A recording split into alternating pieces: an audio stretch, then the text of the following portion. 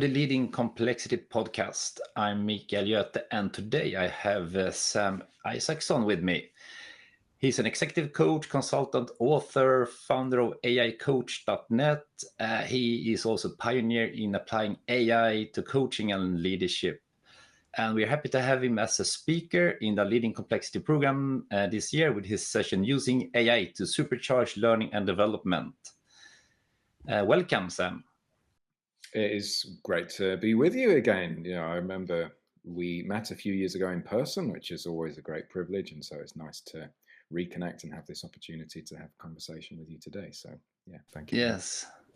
Yeah, I think we met 2 years ago, and I immediately wanted to have you on our program, but I think it was already full. We're about to launch. So it's great that you could join this year in our Leading Complexity program. Oh, thank you. And so, yeah, you pioneered, I think, AI and technology in coaching. How did you kind of get onto that?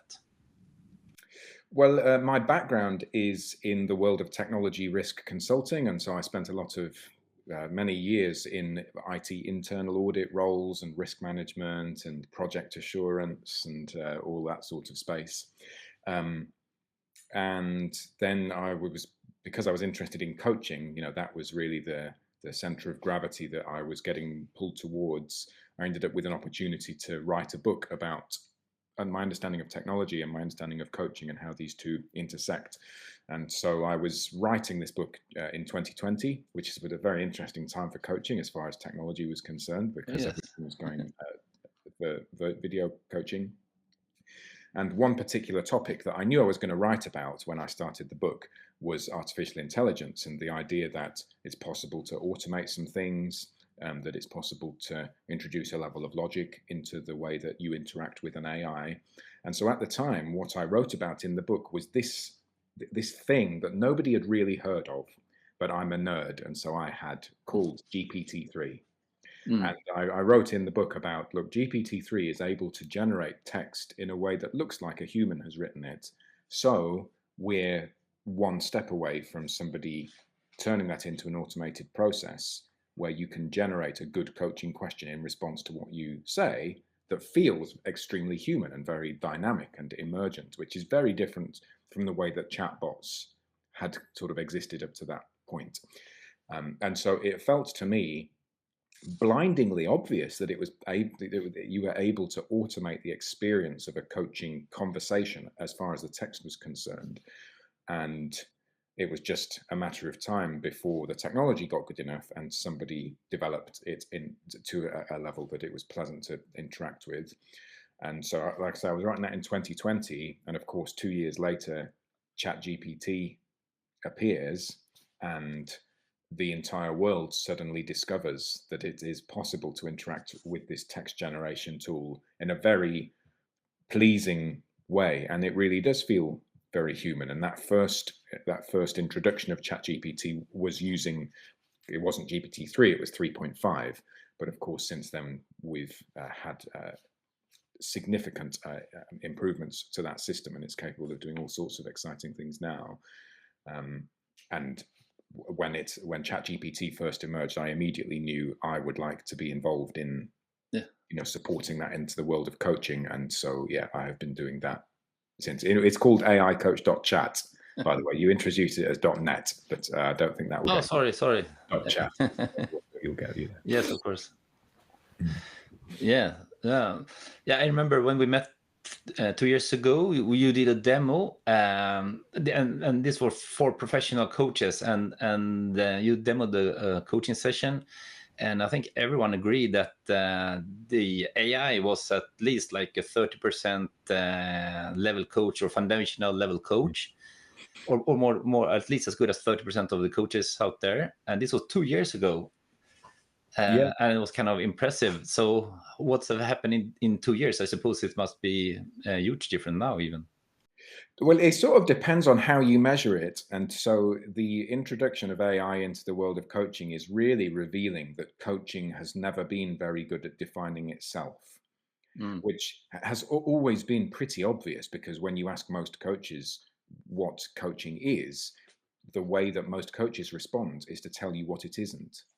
So it isn't mentoring, it isn't Yeah, consulting, it isn't that's training, true. it isn't therapy. It looks like these things, but it's not.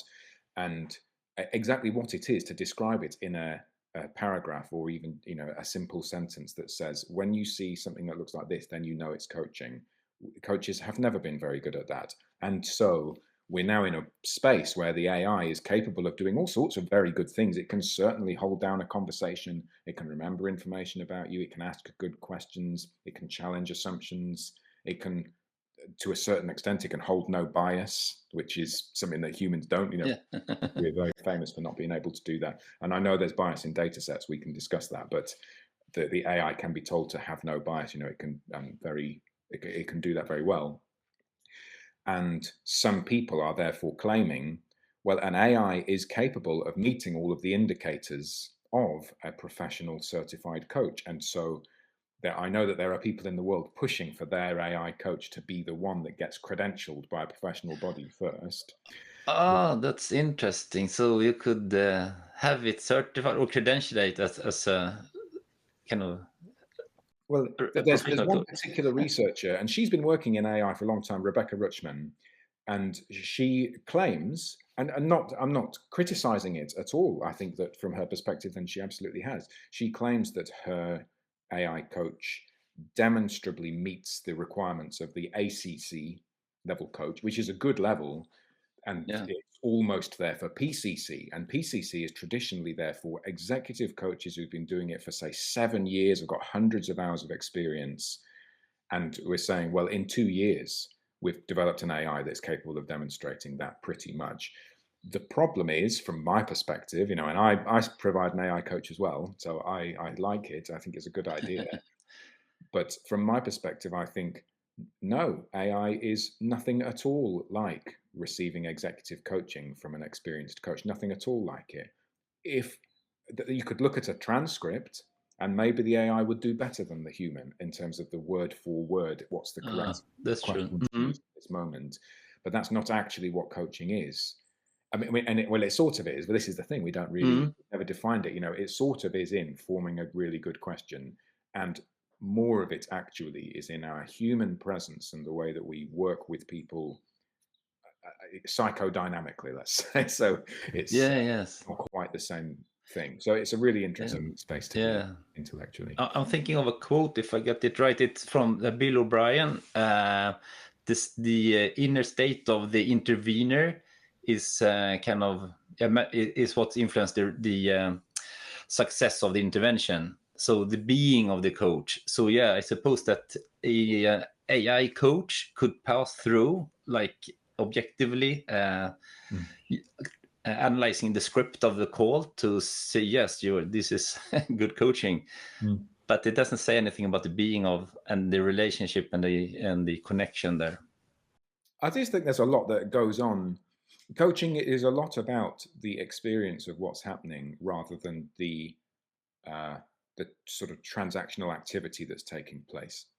So the classic Turing test is, can you convince, you sit somebody inside a room and you give them stock answers to questions, and they don't understand the language that they're speaking, but they can be told, when somebody says this, then select this answer and feed it back. And that's basically what a computer is doing. It doesn't understand what it's doing. It's processing the information just according to the rules that it's got. Generative AI is a particular version of that, but that's still basically what it's doing. And the illustration there, I think, is helpful because the person sitting inside the box genuinely has no idea what's going on. It's more than guesswork. It's just following the rules that they've been given.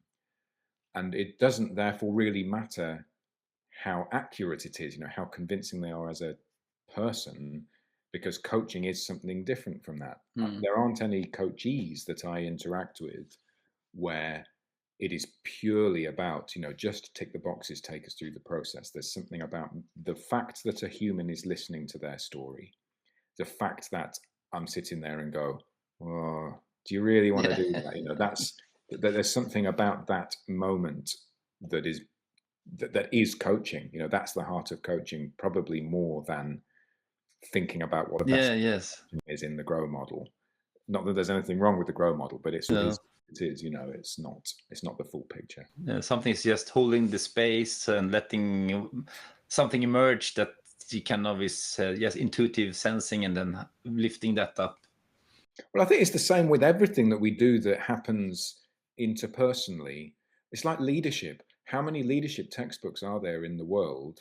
Oh, yeah. There's so many. It seems it's actually a little bit silly, because surely when you've written the first one, then people should learn it. But that's not Yeah. actually what leadership is. You read 100 leadership textbooks, and they all say different things. They might contradict each other. They might say the same thing in different ways, and it complements each other. And you end up with this picture of good leadership looks like this. And then somebody appears who just does something very differently, but turns out to be an excellent leader. It's just something about them. There's something that's happening that is unspoken, unmeasurable, and when you do measure it, then it disagrees with what you measured in the other person. But Yeah. it's not that it's wrong, it's that humans are, in our very nature, we're paradoxical, we're ambiguous, you know, we're not scientific in that sort of way. So it's a really interesting interaction to explore, really, is, you know, how Yeah, yeah. we relate to Yeah, I it. mean, that's what this podcast and the program is called, Leading in Complexity. And when it's complex, there's not one way to do things. It's ambiguous. On this, we talk about sometimes the kind of technical problem versus adaptive challenges. And of course, technical skills are great to develop. But when it comes to each person is different, the team that they're leading is different, the context that they're working is different, and you have such a different prerequisites and possibilities, opportunities. So and creating trust in that environment and so on is connected to humanness. Mm. So Well, we're gonna have to build on that. and I think a lot of that is why coaching works so well, because you know, you come on a program and you learn about the importance of communication. So, for example, I like Pinto's the pyramid principle. This, and I don't know, I know a lot of people will have come across this. Basically, it's about how to communicate in an email so that you say the thing you're going to say in the opening sentence or paragraph Oh, before you go into the detail. Whereas a lot of people will write a long email, and three yeah. quarters of the way down it's saying, "Can we meet next Thursday?" But if you start with that, then you know what you're going towards, and that's good and fine. But the way that you actually learn what that means for you in your context isn't through learning the rules. It's through trying it in certain different ways in your own context with different people, and then taking some time to think about, where did that work well and where didn't it? And why didn't I do it the way I actually wanted to, even though I knew it was the right thing to do? You know, what led me down that path? There's something in me, but the more, when I actually reflect on it, then I have a moment of insight to be able to make a change, which, you know, that's different, isn't it? It's something that's deeply personal, and it's related into our context much more than just, you know, feed some stuff into a model and just tell me this is how you're Yeah. going to act. You know, that's not what, it's not what people are. It's fascinating. But yeah, so we have so many topics on this year's program. I think that relates to the human side of using technology, because we used to see technology as a tool and kind of like an add-on or something on the side, and something that you could kind of, yeah, better communication or visualizations, collaboration tools, etc. Yeah. But now we are getting this kind of integration, and even on Teams, I did an interview with a team. They had like AI as a team member basically on their team, participating, kind of asking and checking everything. So this integration with the human side, and I think there's so much now going on the technology side that we as coaches or agile coaches and have a lot of things to offer when it comes to the collaboration side and integration of AI agents, AI techniques, technology in general. I think it's really good to be aware of all of that, because it's so present in our world, and also to not lose the importance of human interaction in it. That technology is part of the landscape, but it isn't the defining part of it. So you talk about like a collaboration tool, like a relatively simple whiteboarding tool, which has got so many different possibilities. We will have all experienced that moment where we're in a team that is working perfectly well together, and then somebody comes in who really knows how to use Miro really well. and they suggest that it would be a good idea for the team to use it. And basically, they screw up a half day's worth of work because they're so insistent we must use this tool, and then we never use it again. Everyone's lost half a day. If you haven't experienced that being done to you, it's because you're the one who has done it. So this is the reality of introducing technology, that actually it really matters that we use it, and it matters that we use it well. So those whiteboarding tools can be really good when it is supporting that interaction within a team. And so if a team is trying to work together remotely, for example, and is struggling to, then introducing a whiteboard tool might be a really effective way to mean that people can work together live. They can do it asynchronously. We can have the experience of writing things on post-it notes and sticking them on the wall without physically having to do that. And it keeps a record of it. There's loads of benefits.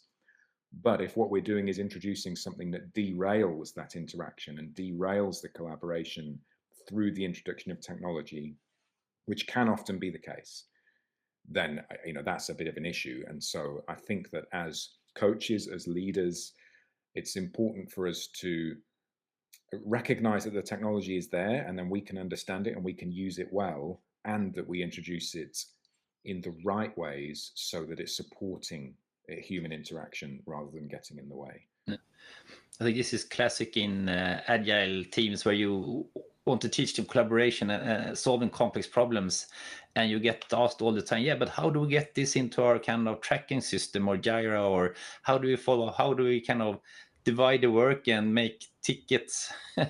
And typically the tool gets in the way of collaboration. So that's a classic, I think, and I suppose it's getting worse with the more digital and tool based we become.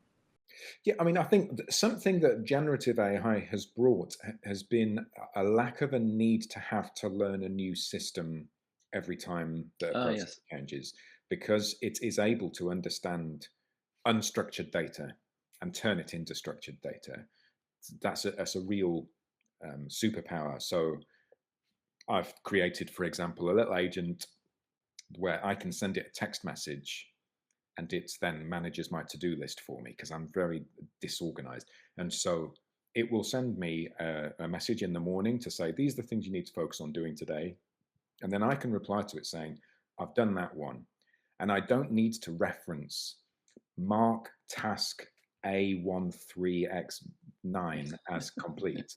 I just need to say, I wrote that LinkedIn article. And then it understands the text. It looks at what tasks are available there. It will find the one that it relates to, and it will change its status. If it can't find it, doesn't understand it, it will come back to me with a personalized message of, is it this one or this one, or something along those lines. And so I'm now, I'm using a very sophisticated task management system, and the way I'm interacting with it isn't by having to learn the system. I just say what I need to say. And that's really helpful, actually. And I'm sure, there'll be a lot of people who have sat in organizations where you've got a marketing team that tells you you have to do things in this way and then this way and log things in this kind of system. And it just puts you off. You don't want to comply if you don't like that. And, it comes back to what I was just saying, that the technology needs to be there to support our human interaction. And there's value in it. But what it should be about is in as becoming as fully human as possible in the way that we use them. So we need to think about that. And I think that's the book, Superhuman Coaching, Extending Human Capabilities. That's what you describe in that book, right?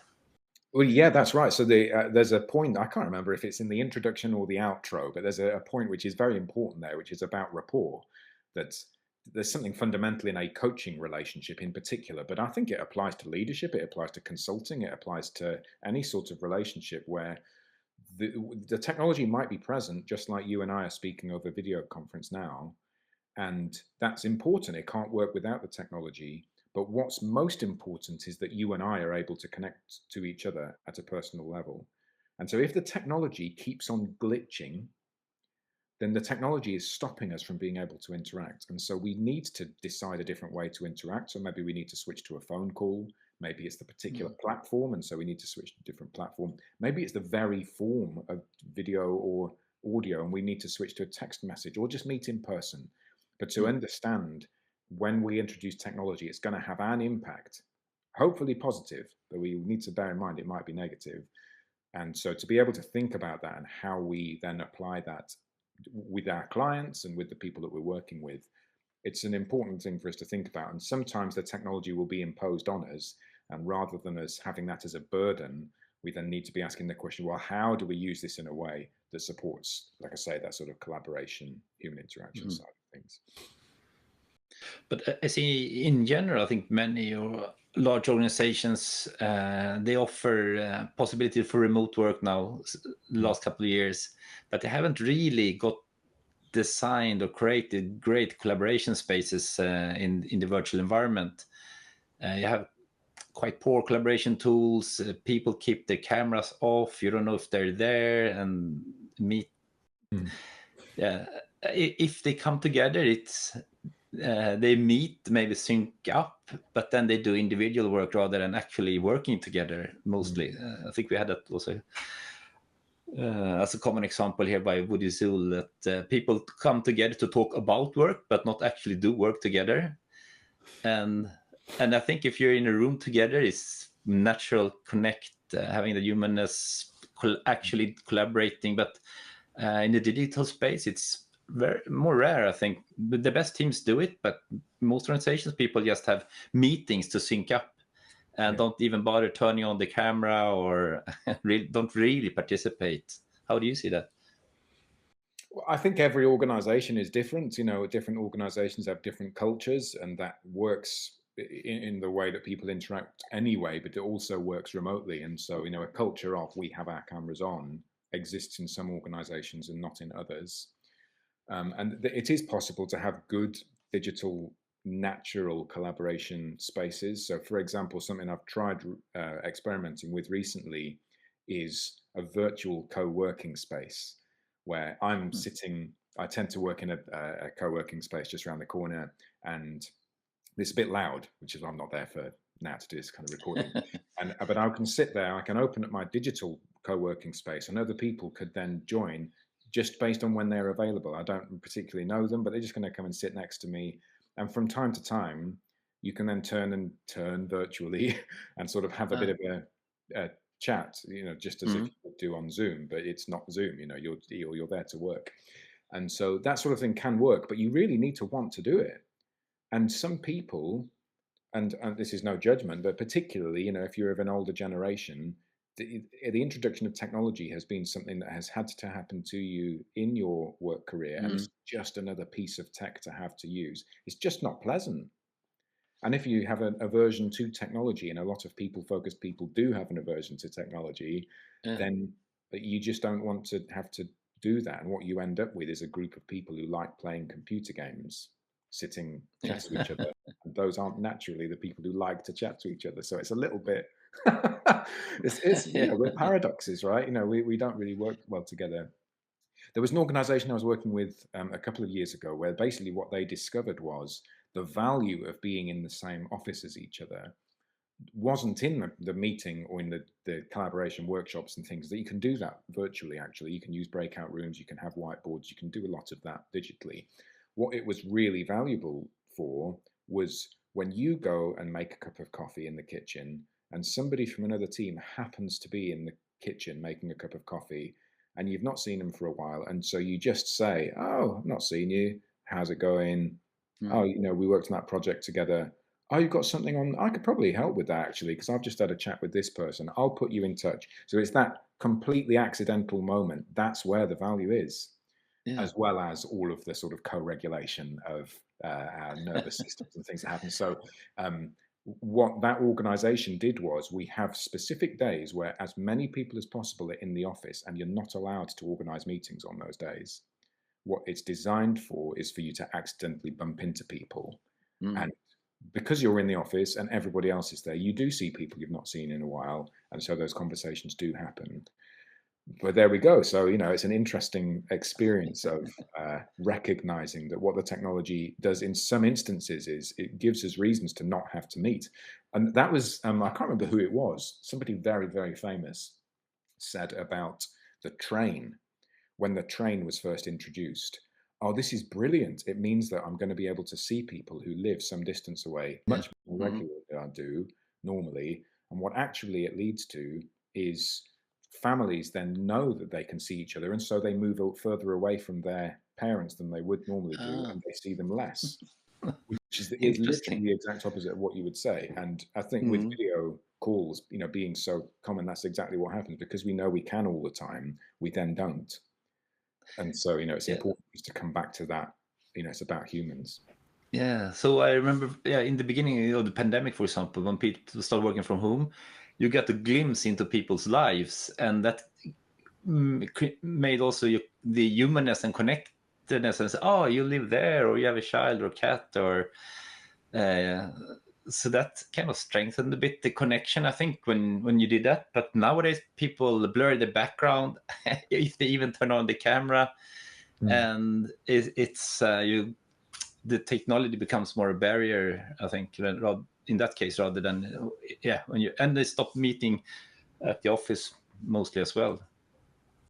Yeah, and I think it's a bit of a tricky one, isn't it? Because in some ways it increases authenticity. So, I remember one of the first uh, calls that I was present on during the lockdowns. That I was on a group of people, and the CEO was present, and he was doing the video call from his home office. The home Yeah. office, obviously, is his spare bedroom, and so he had a bed in the corner and a cupboard, and the cupboard didn't close properly, and so he'd got a rubber band and had just tied it around the handles, which is such a normal human thing to do. But he's the CEO, and so in people's minds, the CEO lives in this mansion and has his butler open the doors for him and all this sort of thing.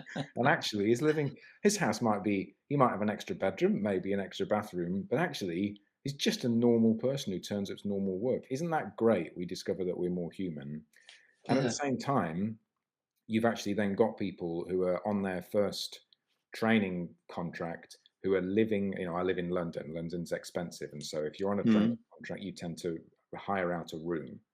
And so you've got people who live, they're working from their bedroom, and their bedroom is the place that they also eat all of their meals in. And so it tends to be quite dark. It's bad for mental health that they're not able to sort of get out of the house at all.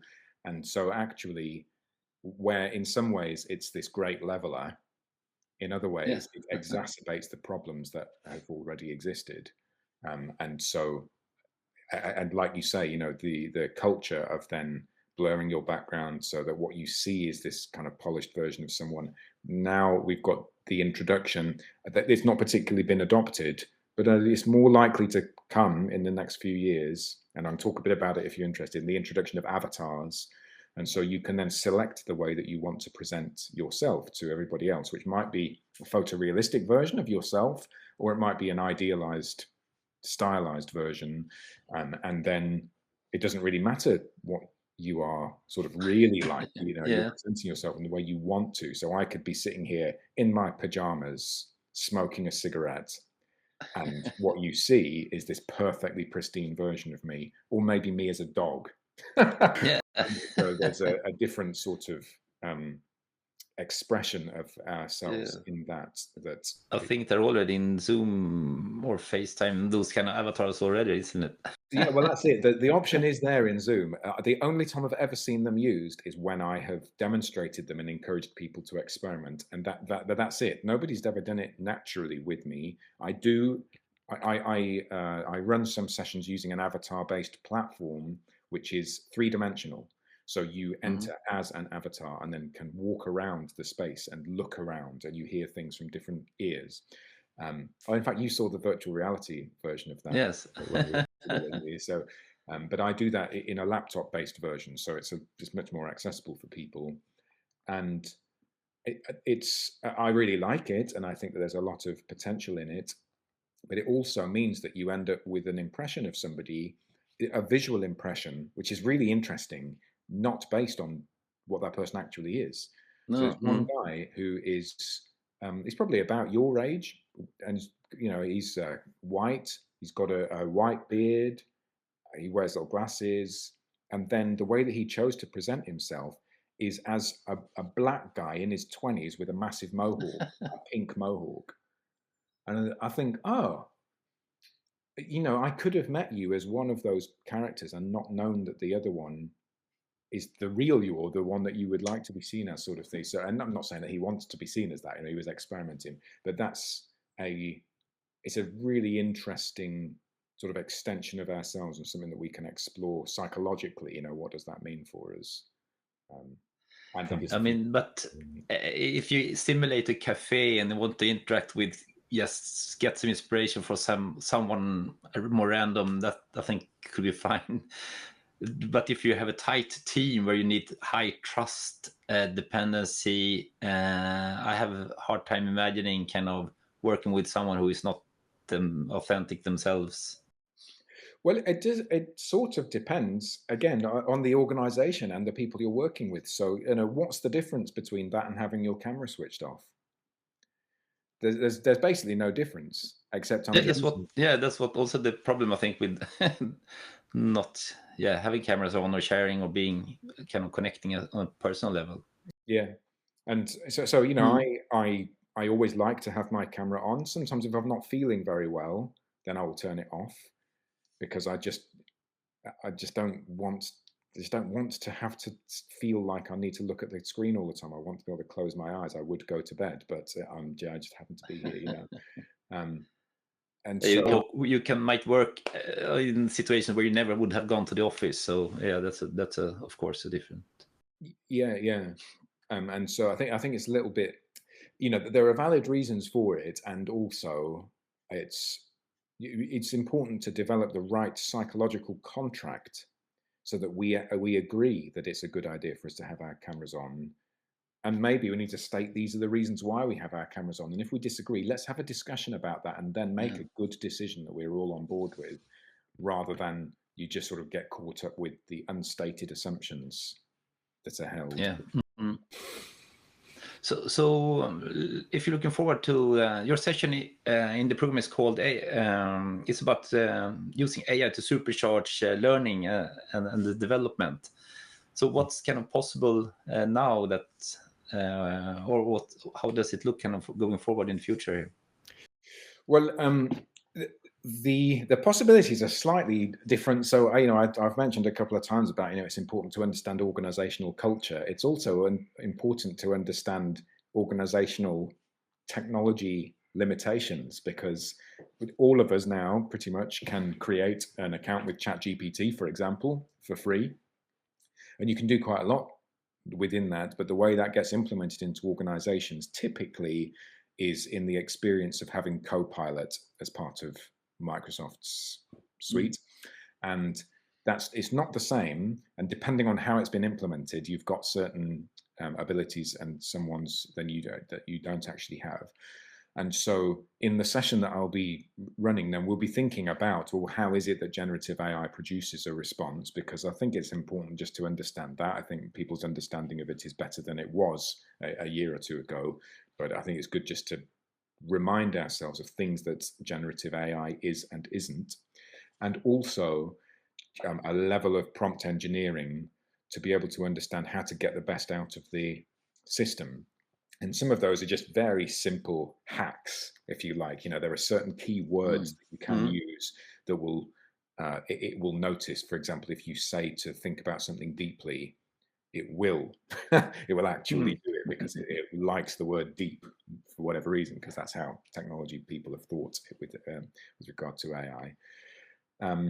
And so part of that would be to think about how, using the current version of GPT-5, it's possible, for example, for you to create an application that can run on your computer system in, let's be realistic and say you can do it in 1 minute.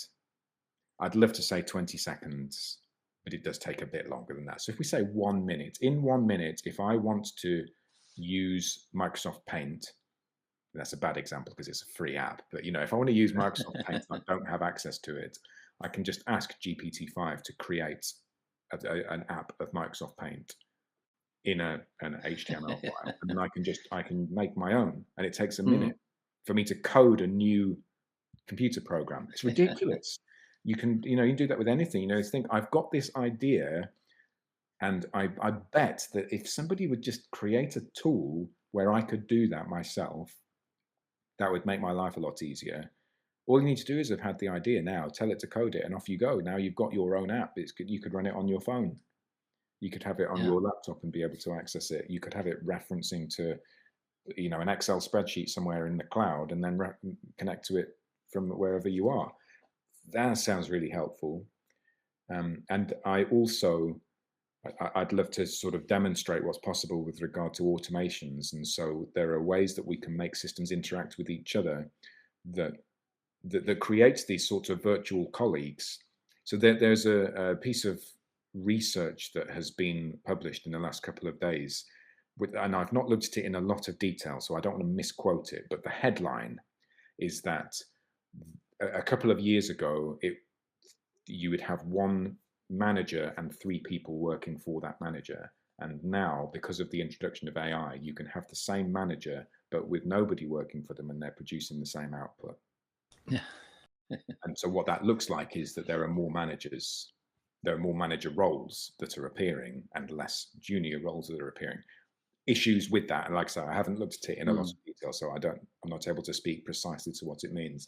But what you are able to do is, like with my task manager example, it's as if I have got somebody sitting next to me who every day is just tapping me on the shoulder and going, "I remember that you said you were going to do this," which it would be very helpful to have a colleague that would do that. And then I just send them a message. It's not the same as having a conversation, of course. I could do a voice note, I suppose, but I can say, "Oh, I've done that one now. I need to push this one back by a bit," and they'll understand it and do it. So basically, I've created a colleague, an assistant, virtually, that will work for me. And I think in the L&D space, there's a fair amount of our time that is spent, creating workshop, facilitator notes, coming up with strategies for L&D programs, thinking about how coaching, as one example, is going to fit into that. But you've got all sorts of different sorts of interventions that we use in L&D with asynchronous learning and peer mentoring and all of this sort of thing.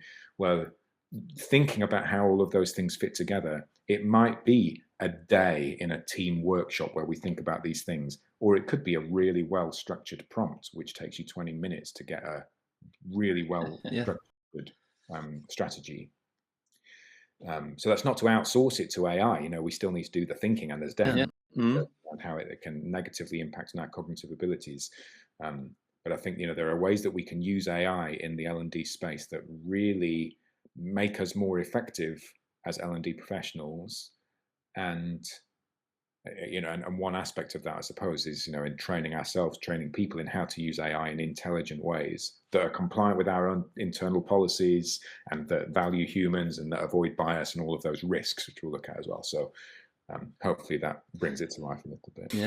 Yeah. So Shakespeare, L&D is learning and development for those who are not familiar. Yes. But yeah, so how to integrate that in all the coaching and as leaders and managers to accelerate the development. It will be a great program this year. I think we have also Jonathan Reams will talk about how to democratize learning and development, similar to what you do with coaching. And then Jürgen Appelo talk about the human robot agents and how to collaborate across organizations with people and robotic agents as well. And we have Samrush for Ion that is actually creating a startup where you can kind of code basically yourself easily. So I think this all integrates to the kind of human AI connection. It will be super interesting. Okay, thank you so much for coming today for the interview. How can people find out more about your work? Well, I'm on LinkedIn. That's my digital home, really. And so, please do connect personally, or follow. I write a newsletter, and I publish things about once a week on that, particularly about coaching, but thinking about the impact of technology on leadership as well. And one place that I would really encourage you to go and investigate is aicoach.chat, where we've created a non-directive AI coaching platform. You can create an account for free. It'll be free forever unless we disappear out of business and it just has to get deleted, but it'll be there for a long time. You can create an account for free. You can use it for free. And it it's a really nice experience and kind of demonstrates what's possible at a conversational level. It isn't just a sort of veneer on ChatGPT. It will remember things about you. It has a personality that is personalized for you. It will ask you really good questions. It won't give you advice, not much. It will help you to think, and so it kind of gives you work to do. But it's yeah, please go on there and have a play with that as well. Oh, that's fantastic. That's your way of democratizing coaching, and it's free. I didn't know that. Well, that's the dream, really. You know, we've had this this idea of democratizing coaching has been around for some time, and what it's basically meant is pay coaches less, and that means that more people can get access to coaching, which isn't great for coaches. It's great for some because it means that, you know, your sales pipeline is done for you, and so it's not bad, but it does mean it's not really democratizing it. It's just getting it to slightly more people than previously had it.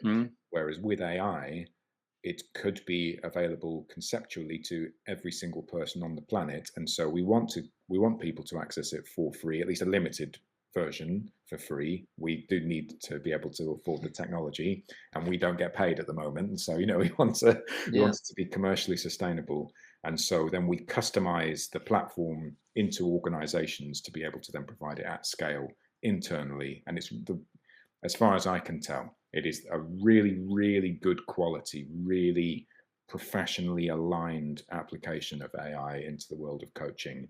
And it's a really nice experience. So I think it is big. And that is aicoach.chat. Yes. Yeah, well, if you go aicoachchat.com, that will get you there as well. But AI. Okay. Yeah. Okay. Thank you, Sam, so much. Looking forward to have you in the program in October. Yes. Yeah, me too. We'll see you there. Thank you. Thank you.